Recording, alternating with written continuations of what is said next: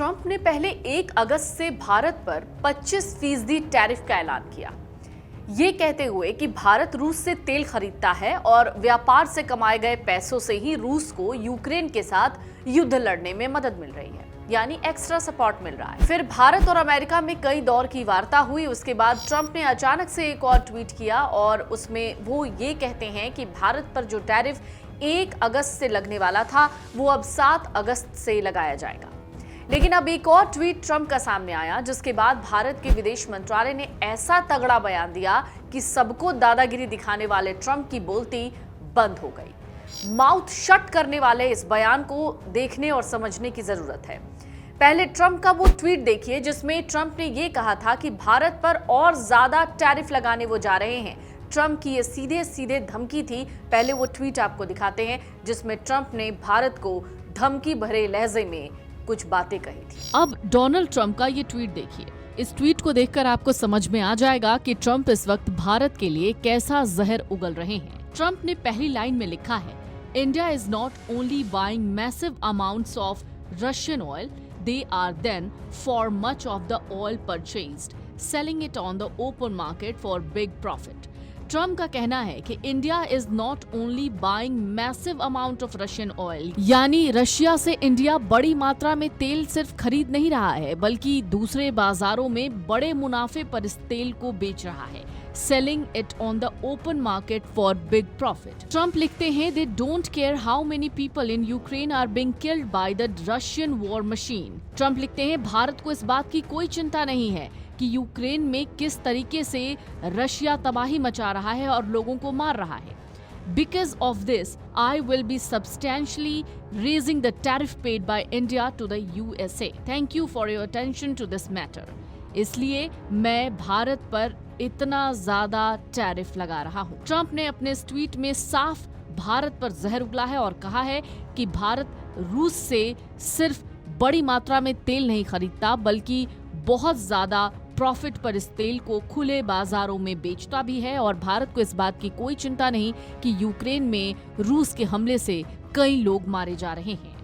अमेरिकी राष्ट्रपति Donald Trump की टैरिफ धमकी पर भारत ने अब तक का सबसे बड़ा जवाब दिया। ये वही ट्वीट था जिस पर अब भारत का जवाब सामने आया है। विदेश मंत्रालय ने न केवल जवाब दिया बल्कि अमेरिका और ईयू का धागा खोल दिया और कहा, खुद करो तो ठीक, दूसरा करे तो गलत।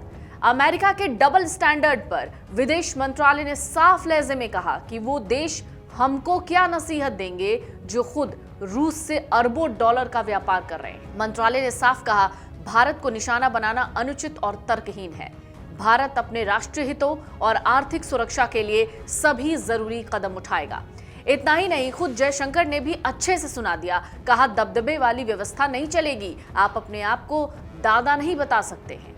भारत अब किसी की दादागिरी नहीं मानने वाला।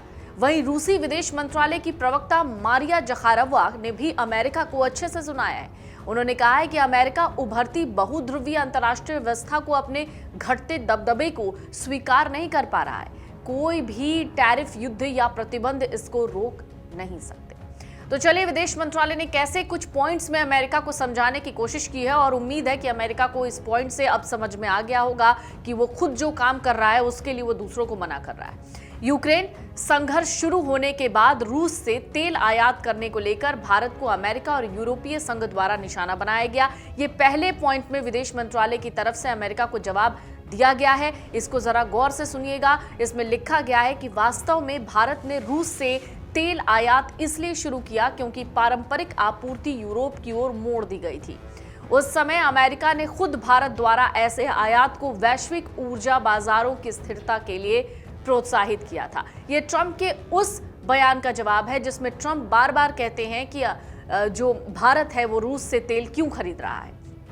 पहले पॉइंट में भारत ने इसका जवाब दिया। दूसरे पॉइंट में लिखा है कि भारत का तेल आयात भारतीय उपभोक्ताओं के लिए ऊर्जा की लागत को सुलभ बनाए रखने के लिए है। ये वैश्विक बाजार की स्थिति के कारण पैदा हुई एक अनिवार्यता है। लेकिन ये भी है कि जो देश भारत की आलोचना कर रहे हैं वो खुद भी रूस के साथ व्यापार में लिप्त हैं। हमारे मामले के विपरीत उनके लिए ऐसा व्यापार कोई अनिवार्य राष्ट्रीय आवश्यकता भी नहीं है। तीसरे पॉइंट में भारत ने जवाब दिया, यूरोपीय संघ ने साल 2024 में रूस के साथ 67.5 अरब यूरो मूल्य का वस्तु व्यापार किया।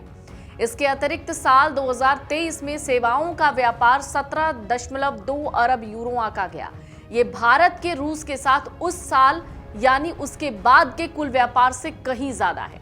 2024 में यूरोप द्वारा रूस से एलएनजी का आयात 1.65 करोड़ टन तक पहुंच गया, जो 2022 में बने 1.521 करोड़ टन के पिछले रिकॉर्ड को भी पार कर गया। चौथे में जवाब दिया गया, रूस यूरोप व्यापार में केवल ऊर्जा ही नहीं बल्कि उर्वरक, खनन उत्पाद, रसायन, लोहा और इस्पात और मशीनरी और परिवहन उपकरण भी शामिल है। पांचवें में जवाब दिया गया, जहां तक अमेरिका का संबंध है वो अपने परमाणु उद्योग के लिए रूस से यूरेनियम हेक्साफ्लोराइड, अपनी ईवी यानी इलेक्ट्रिकल वाहन के लिए इंडस्ट्री के पैलेडियम, साथ ही उर्वरक और रसायनों का आयात अब भी करता है। छठे पॉइंट में जो जवाब दिया गया वो कुछ ऐसा था कि इस पृष्ठभूमि में भारत को निशाना बनाना अनुचित और तर्कहीन है। किसी भी प्रमुख अर्थव्यवस्था की तरह भारत भी अपने राष्ट्रीय हितों और आर्थिक सुरक्षा की रक्षा के लिए हर आवश्यक कदम उठाएगा। तो जो ट्रंप भारत पर रूस से व्यापार को लेकर सवाल खड़े कर रहे हैं, वो खुद भी रूस से अपने परमाणु उद्योग के लिए यूरेनियम हेक्साफ्लोराइड और ईवी उद्योग के लिए पैलेडियम का आयात जारी रखे हुए हैं। इसके अलावा अमेरिका रूस से उर्वरक और रसायन भी आयात करता है।